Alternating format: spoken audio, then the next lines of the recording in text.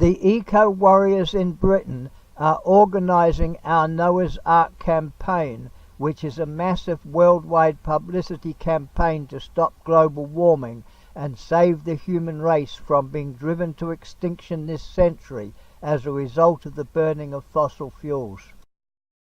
We are the friends of the Pacific warriors who are fighting to save their island nations in the South Pacific from vanishing beneath the rising sea levels as global warming floods their world.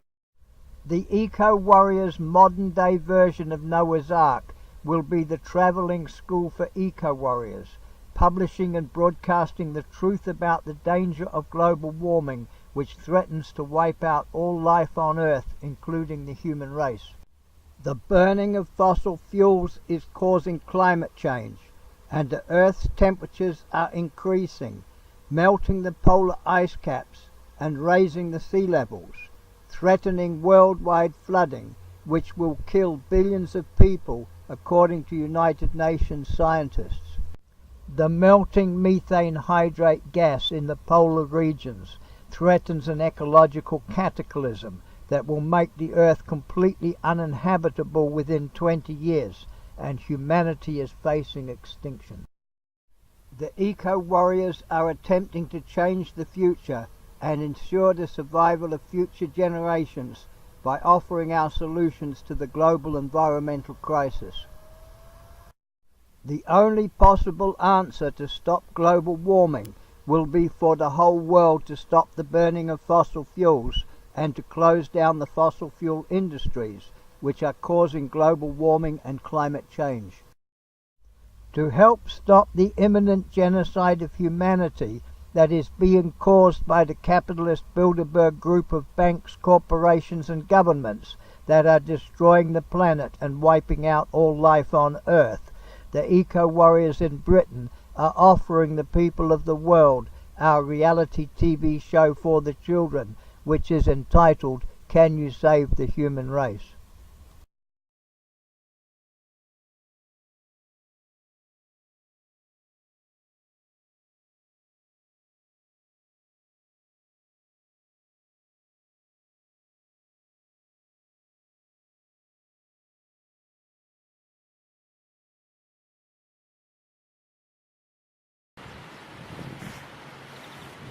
Do you know what? This is where it's all happening, here, and it's so secluded.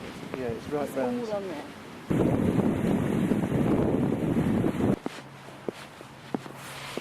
Right, should we go in? What?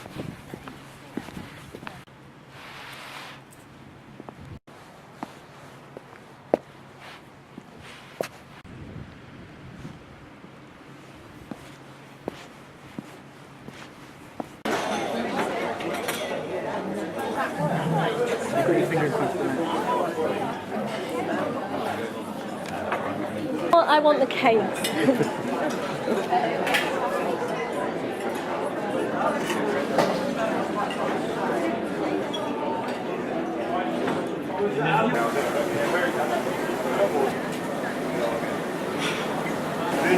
It was very nice, thank you. And very entertaining to watch it being made as well. So. Will you be coming back again? We don't really live in this area, okay. so we were just, it was a day trip. Just Did a lot of passing through, walking around the canal, and then we found this buffet. So, thank you very much. Bye bye.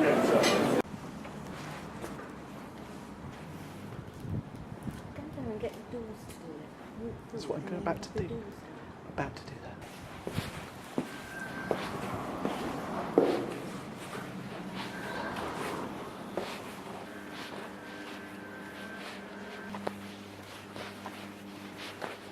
These are lovely. And the speakers put on.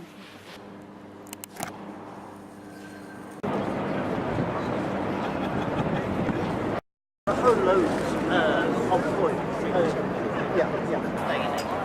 Now, so we go along partly with what the Archbishop of Canterbury is saying in that banks aren't merely too big to fail, but too big to manage effectively, and that makes us liable to the next financial crisis, which even some of the writers in the Financial Times are saying is going to be inevitable if we don't reform things.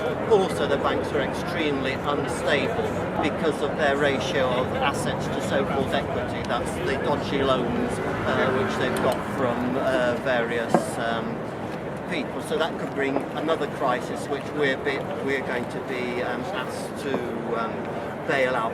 Beyond that, there's the actual activity of the banks in sort of fragilizing the economy by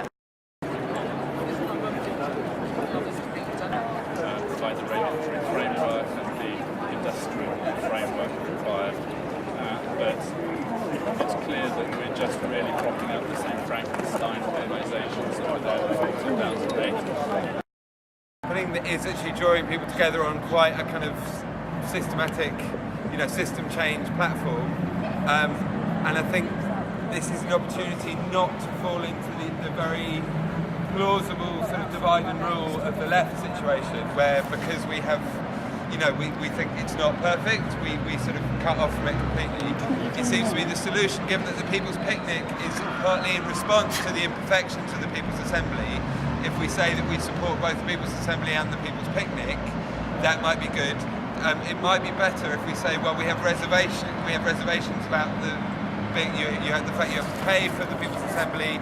Nonetheless, we wish it well, or something, some wording that would include that maybe. But I just think it'd be a shame, given that this is quite a broad movement that has some chance of really picking up traction, for us to just be a separate track that isn't trying to do the work of linking up. While I take points and questions, can you somewhere here, if you could really write exactly the phrase that you would like to okay, so Becky, can you time 5 minutes from now? Okay, so can I see how many people want to say something? Okay, remember your numbers. Okay, Julie, number 1, 2, 3, 4, 5. Number 1, 6. And we have 5 minutes, so be really short, so we have enough time to. I can see the reservations here, like paying. But I also like the idea of showing some kind of solidarity to the points that George made. I think they're not quite radical enough.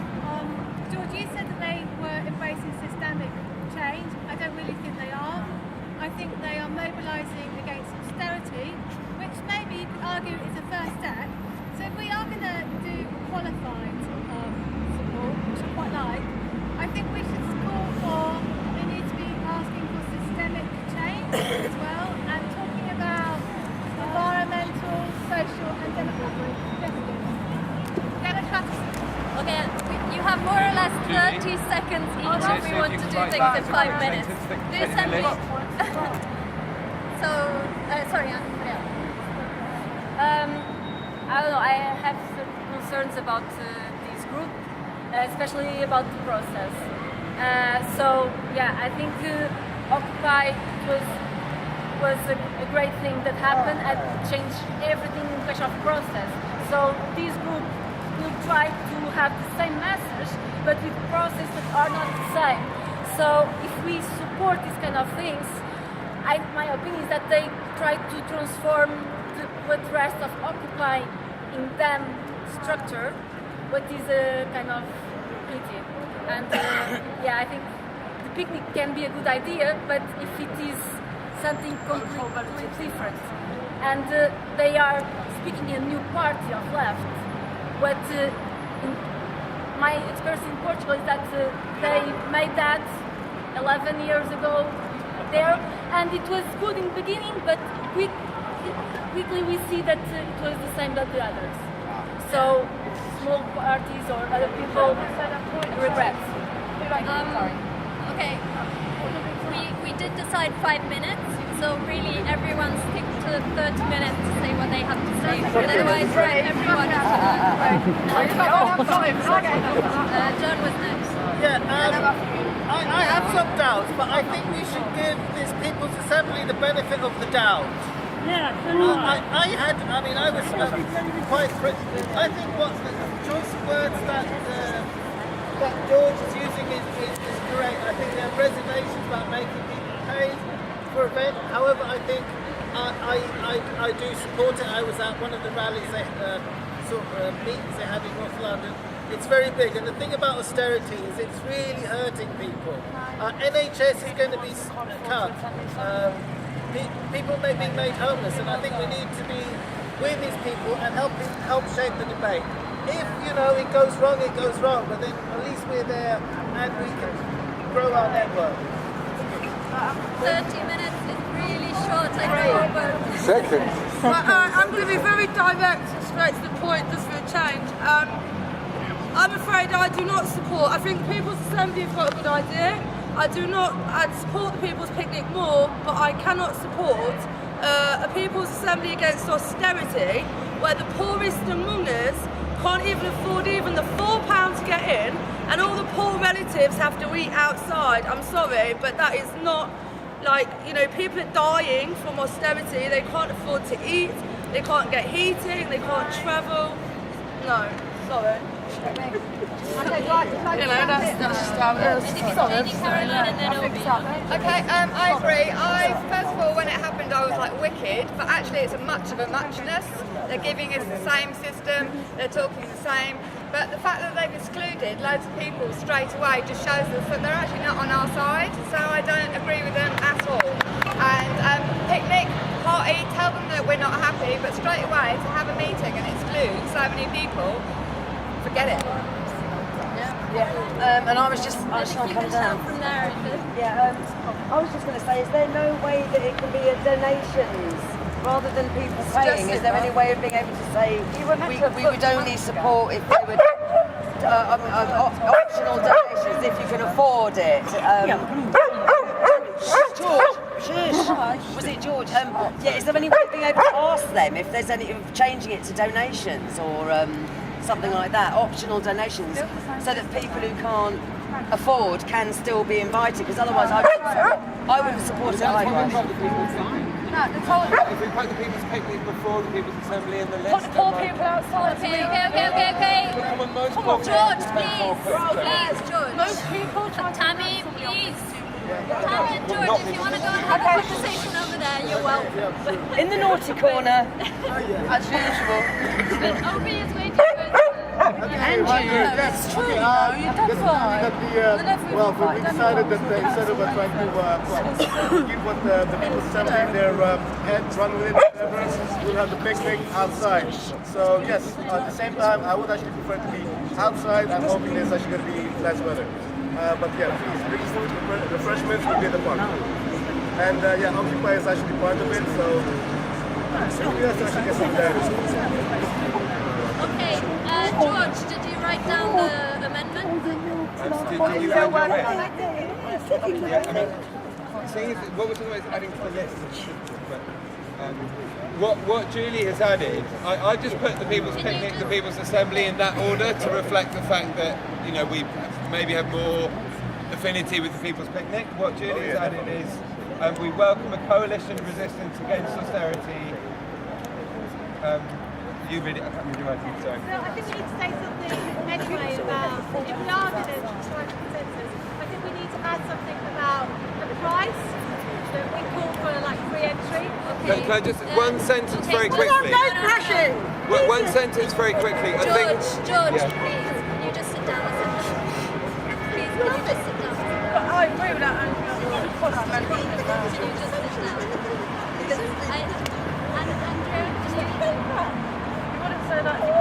Okay, so this topic is a contentious topic. Okay, so can we please all sort of calm down, not speak over each other, relax a minute. Okay, now we do have other things on the agenda that are very important as well to discuss. These were proposed in the last 3 or 4 days, so please keep that in mind also. So I'm going to ask the Assembly. would you like to continue this conversation about the People's Assembly here? Or should we plan something in the next days in which we go in depth into this topic? So first of all, I'm just going to ask, would you like us to continue this conversation about the People's Assembly? Okay, I'm sorry, George. Just read the sentence. I don't want to continue it. I want to see if George, I think the Assembly has clearly said that they would prefer not to go on. If you feel very strongly about this, and if anyone here feels very strongly about this, you can do what I did. I just said, let's have a general assembly about other stuff. All I wanted to say is this one sentence. Organize that it. the left... Just a second, George. Just a second. No, wait a second. Okay, can I ask the Assembly, would you like to hear what George has to add? Bravo! Bravo! No! Quickly! Push it! What do you mean? Some people waved their hands and some people did that. Yeah, but you're welcome to have a conversation, George, please. You're welcome to have a conversation. I'm just saying one sentence. We've gone far over time. And I could have finished my sentence 3 minutes ago. So... Well done. Happy process. Assembly process was we want. Let's carry on talking about not saying one sentence. Okay, Yeah. George. For 5 minutes, it's ridiculous. I'm going to explain what's going to happen now. What we're going to do Bad woman's is we're gonna, rules. Please. Yeah, it is. Everybody decided. Come on, it's bullshit. Please, quiet. Thank you. What we're going to do now is we're going to break out into groups to talk about different topics. So there'll be the opportunity for whoever wants to keep on talking about the People's Assembly to have a breakout group on that. Okay? Yeah, that's cool. Okay. So, we have very important things to do. Do people need to sort of like stretch or jump or do something before we go on? No, conga, that's it. Yeah? Just like shake around or do something with your body. Have the person beside you. Okay.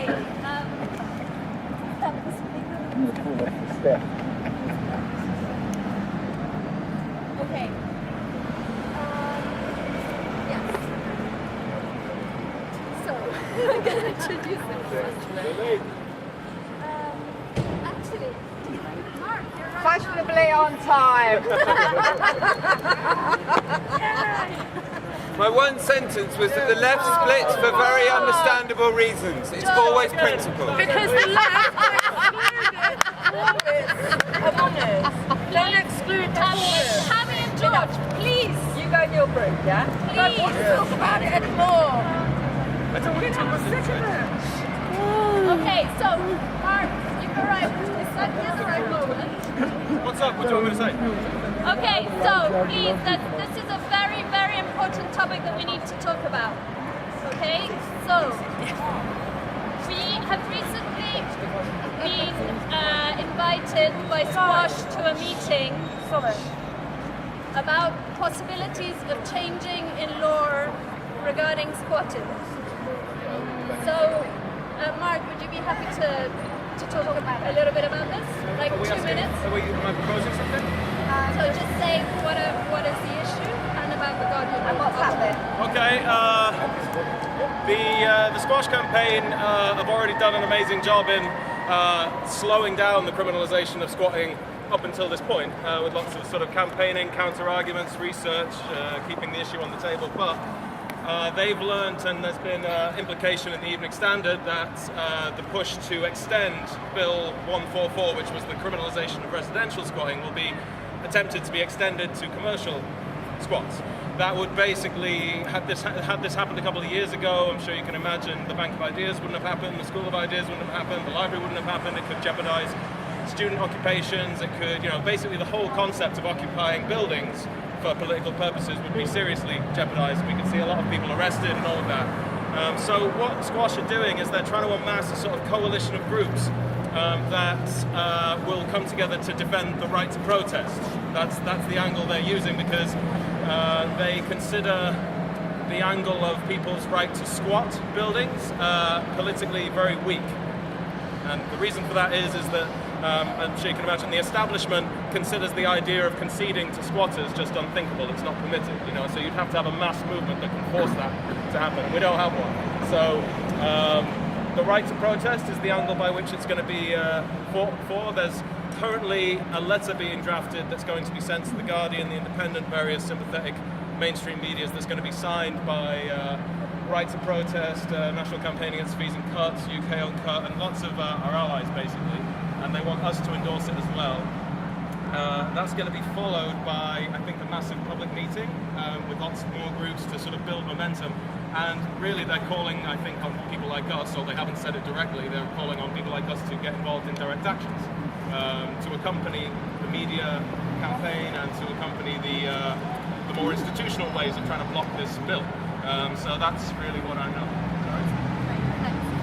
So one of the breakout groups is going to be about this. What could Occupy do to support this campaign? Okay. So what we would like to see from the Assembly is if we can support this Guardian article that will come out. Can I see if there are any clarifying questions regarding this? It's a letter.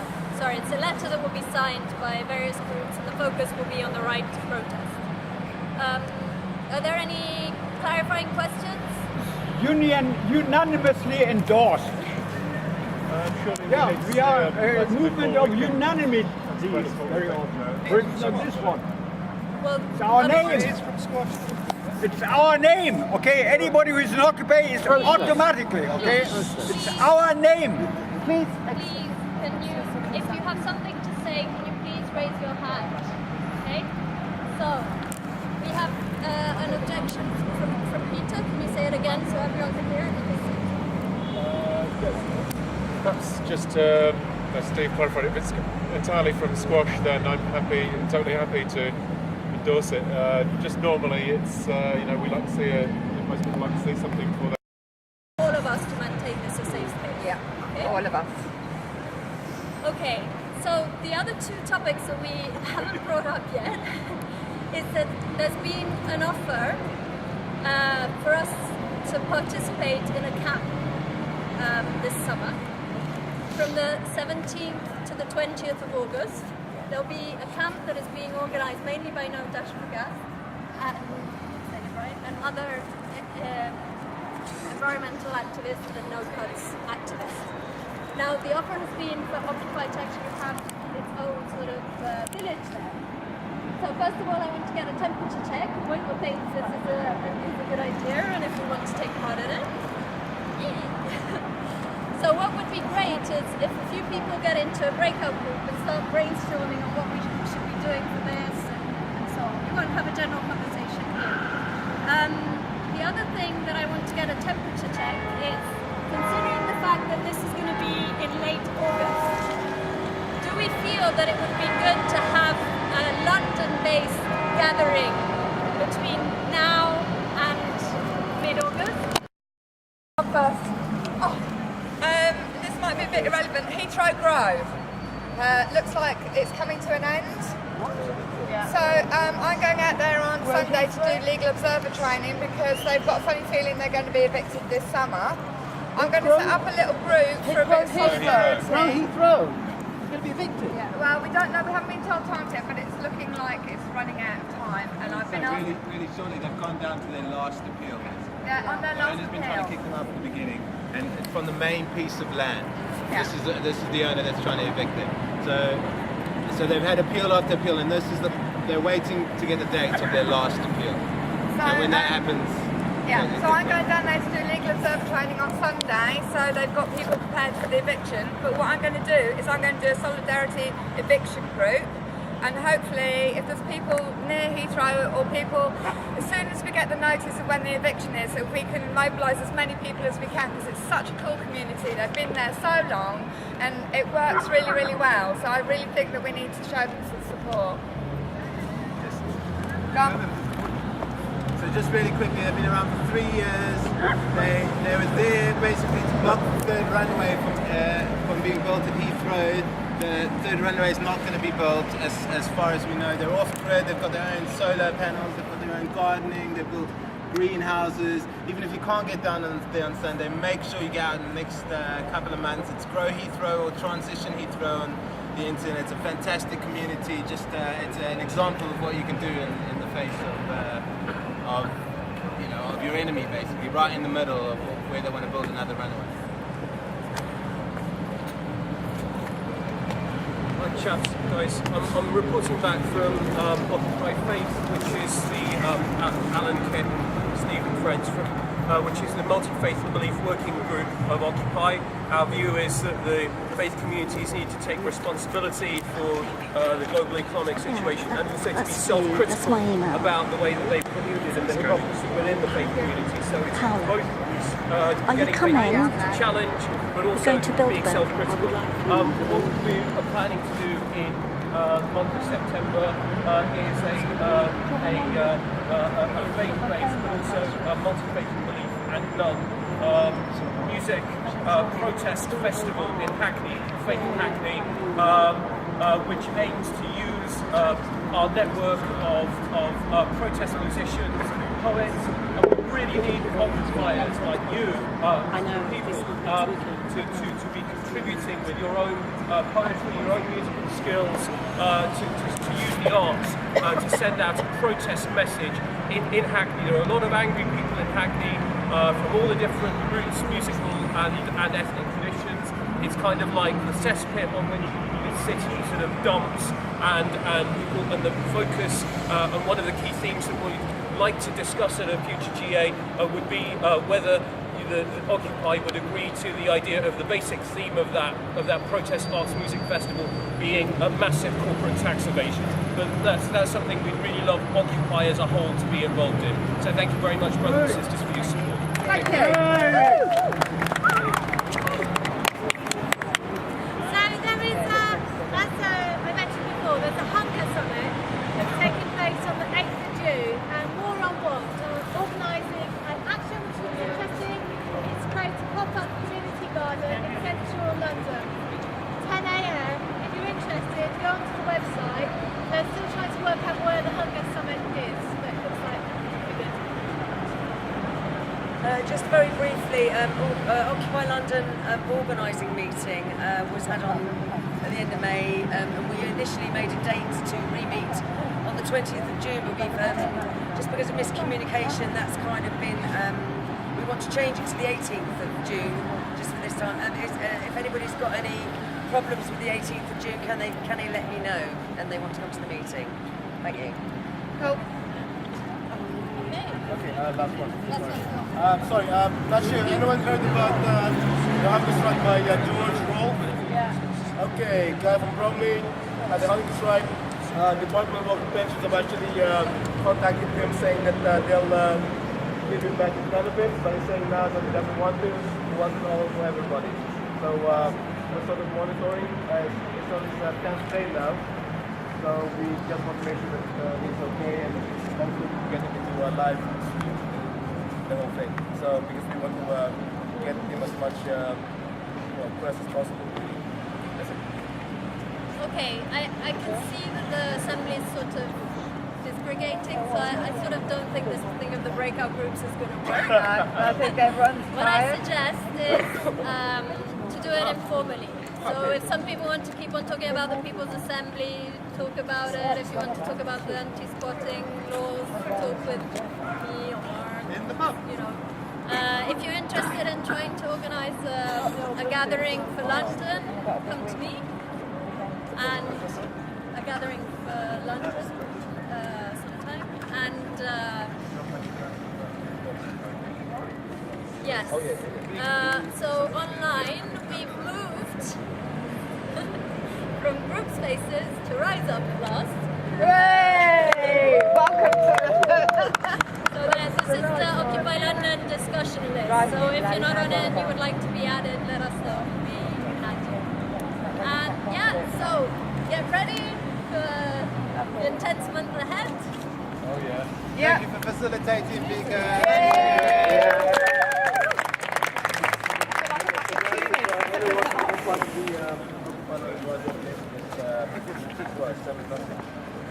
You've got to have a rise up account.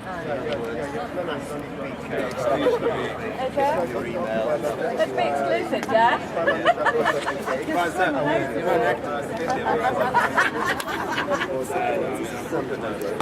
Exclusive activism, yeah? Ban it. By the way, guys, 60 people who are actually watching. Yeah. Have you got sound?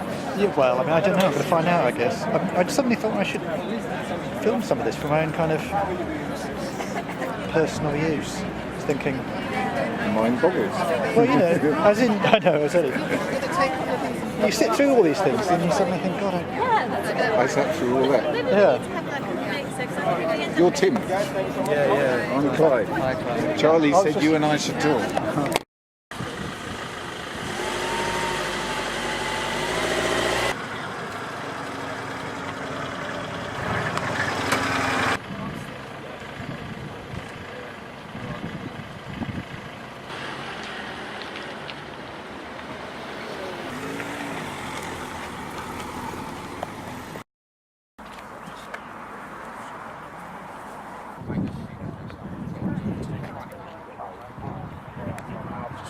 Excuse me, couldn't wave for the camera? Go, please. Oh, go on. Please, one wave. No? Give you a smile. A thumbs up, a thumbs up. Shake your hand, but I'm not going to wave. Okay, fair enough.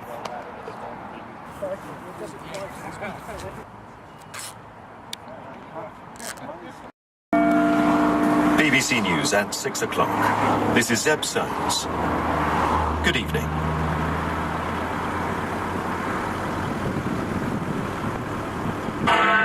Syrian government forces and their allies Hezbollah said military sources told him the final offensive started just after dawn. The peak operation began at 5:30, 6 a.m. by local time.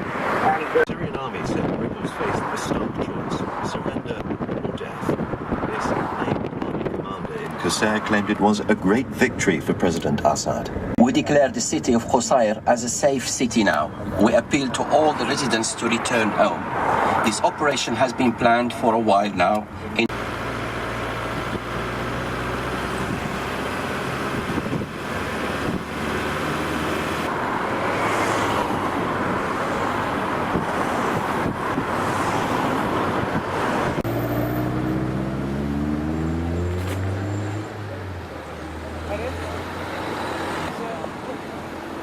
Yeah, sorry. No, that's all right. I have been following you. I hope I'm not. Well, No, I'm only taking general shots, so I might move it. Hang on. I arrived at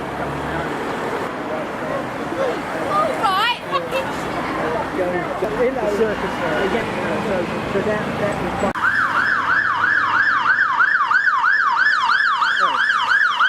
was. I used to have two good sides. See you around, guys. See you, all the best. Mr. Fontana. Yes, sir. Could you introduce yourself and tell me why you're here? Well, I'm Wayne Fontana, an old 60s How's Your Father, and I've been following the Bilderbergs now for nearly 20 years. But nothing seems to happen. Nobody's been indicted, nobody's been taken to court. Do you know what? Stop. I'm gonna be so rude, because when that guy pulled away, it's going to be. I'm going to start this again. Okay. And let's be pro and let's pretend that never happened. That never happened. Are we off again? Hello, my name's Wayne Fontana. I'm one of the old 60s acts, and I've been following the Bilderbergers now for 20 years, believe it or not. The only thing is, nothing seems to happen, but I believe now more people are waking up, and we might get a couple of indictments or imprisonments or beheadings. A couple of hangings would be nice. But they're here tomorrow.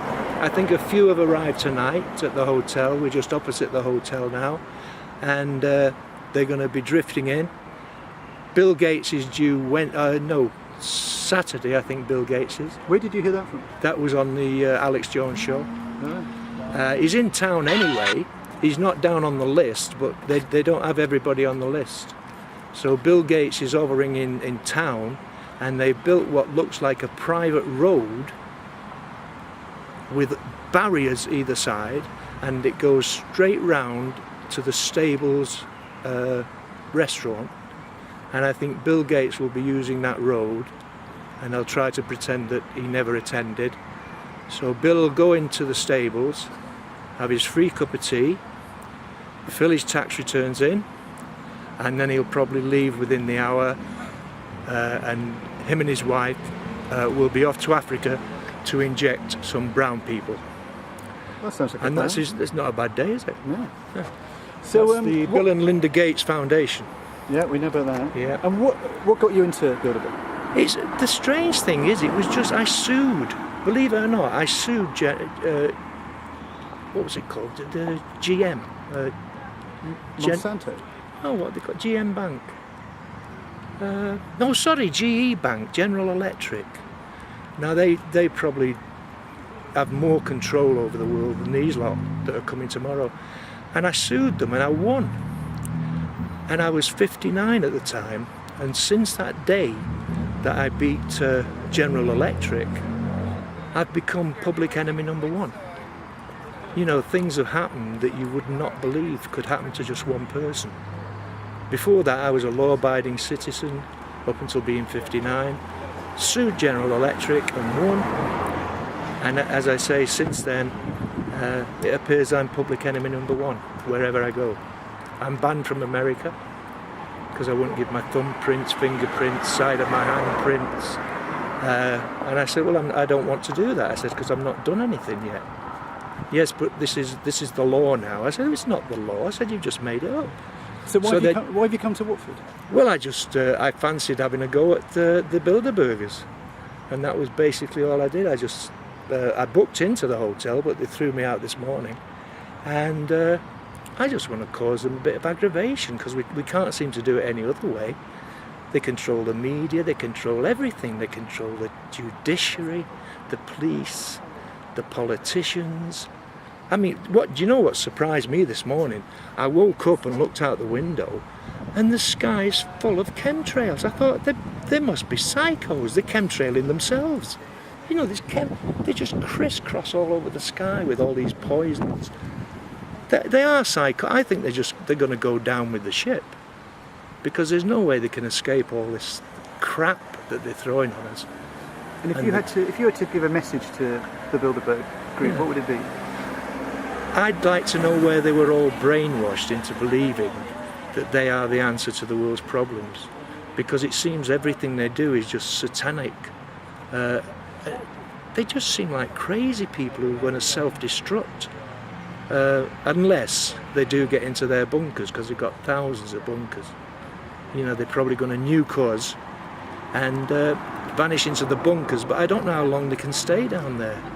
But looking at the size of them, they could stay down there for about 20 years. And do you find it interesting that there's so much high finance and banking? Oh, it's just, I mean, if they came here now and somebody tried to block them from meeting, they'd just buy the hotel. Whoever, you know, well, they probably own this one anyway because they've done so much from Watford. But they just buy the hotels and kick people out. So you've got no chance really unless we can get people to wake up and say, yeah, I can see it now. But once you get all the pieces of the jigsaw and you put them together, you can see it just goes from stupid little things. My interest started because I'd ordered something 20 years ago, and they said, if you want to speak to research, press 1. But do you remember all that? Press 1, press 2. But you get through when you first initially order something. You get through and they say, yes, what do you want? I've seen an item on the Amazon and I'd like to order it. Right, it's £206, thank you very much. Have you got your card number? Blah, blah, blah. So you give them your number, bang, it's instant. In 1 second they've taken your money. But you complain about the item and it's, could you send 3 copies, 1 to head office, 1 to... And I thought, blood, this isn't right. I said, so just poke in the same number that you took the money off and click the button and put the money back in. Oh no, we can't do that. Could you send 3 copies, 1 to head office, 1 up, stick 1 up your nose, and you know, it's like, and I thought, what poor old lady who's ordered something is going to understand all this or have the time. And that's what got me going. I thought, this isn't right. This isn't how we should be living, with people on phones saying press 1 for this, press 2 for that, press 4 if basically they're not interested. And then when you do get through, you get through to India and you don't understand a word. It's the same with the computer. Have you got a complaint about your computer? And you get onto people, I can't understand them. So and that's how my interest started. I thought, I'm going to look into this. So what would be your... I'll wait for that to go. What would be your sort of message to people of Watford? Well, please, get off your bums, stop watching Coronation Street and just get interested in what's going on, because most of this is online. They're so proud of themselves. They put this in memoranda and tell you what they're going to do. They told you they were going to do 9/11. They told you they were going to do the Iraq War.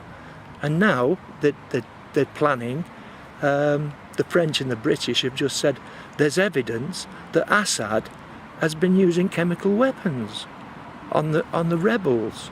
Well, we all know that's a load of balls. All they want, Netanyahu, he's like that. Oh, Obama, please let me bomb Iran. Please, it's time to bomb Iran.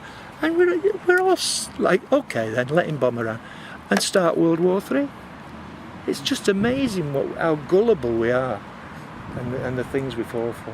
Why do you think we fall for that? Well, as I say, they're in control of everything. There's not a lot you can get past them. If you, as Luke was saying before, they're going to protect all those criminals that go in there, yet if we walked off that sidewalk, we'd be arrested and taken to prison. Because they told us, stay on the sidewalk, you could get knocked down. So if we just stepped off the sidewalk, we'd be arrested and taken away for the weekend. And that would be one more protester locked up for the weekend. Now, don't you get locked up this weekend? Well, I did 6 months. I had the privilege of going in Nottingham jail for 6 months. When was that? Oh, I was just a bit younger then. I set fire to a bailiff's car and got 6 months. I could have got 14 years, but he lived. I thought it was compulsory to set fire to bailiffs. Is it not? No, the law changed. Did it? Bastards. Thank you very much for that. You're welcome. Yeah, Thank lovely. you. I'm sure I'll see you around. Oh, every day. Yeah. Just every day.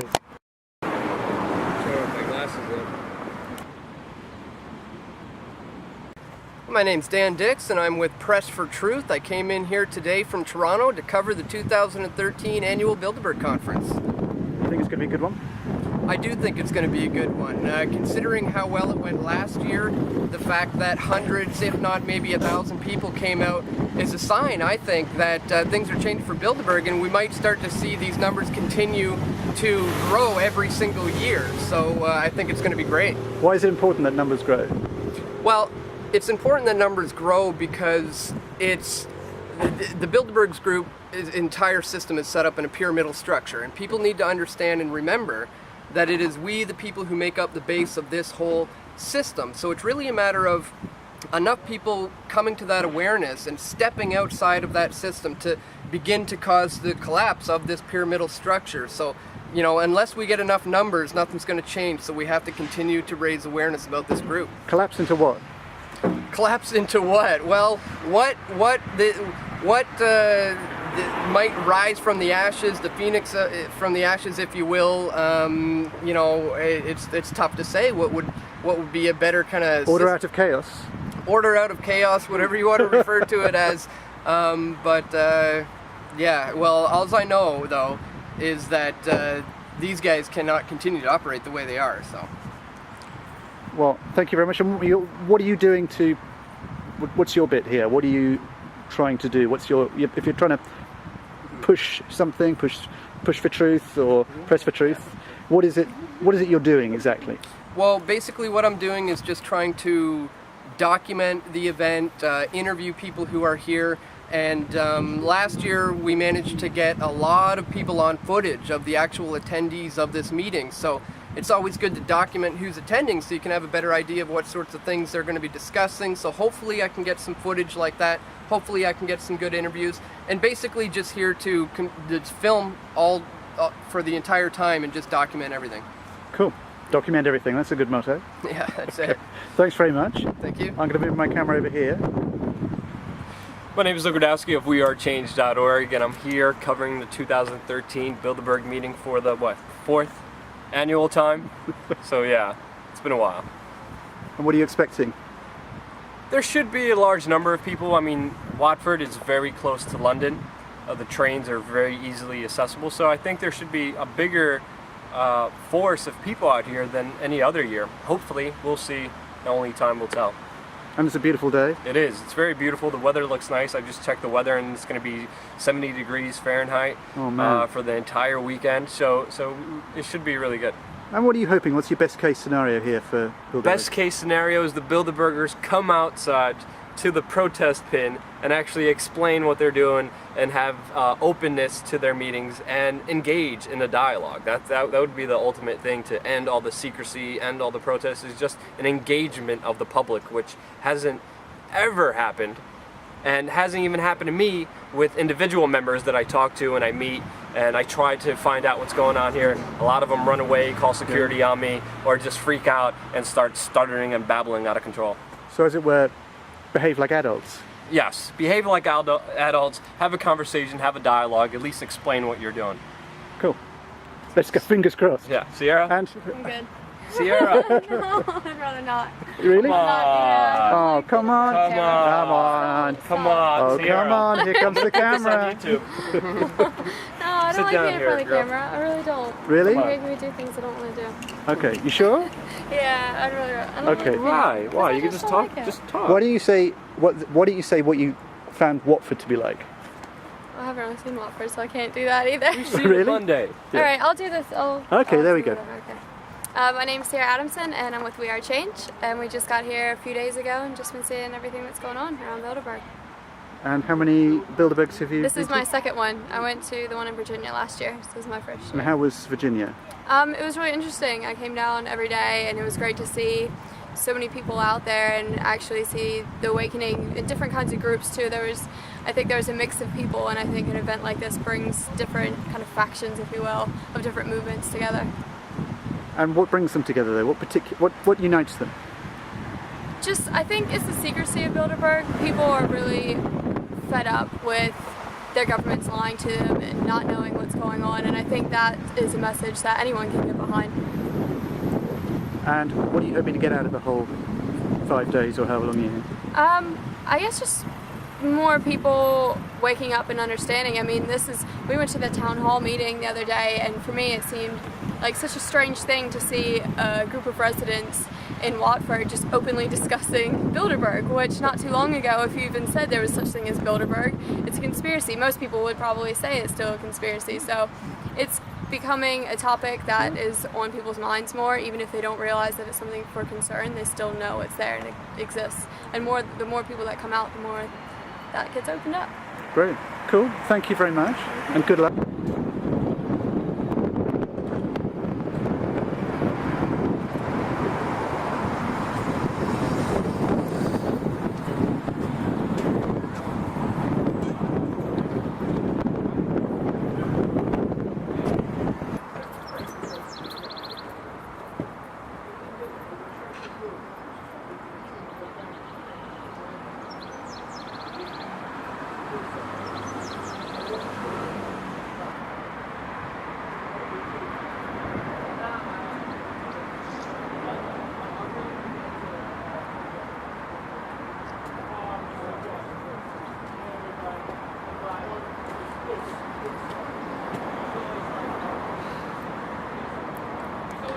Hi, my name's Charlie Skelton. I'm here in Watford for Bilderberg 2013.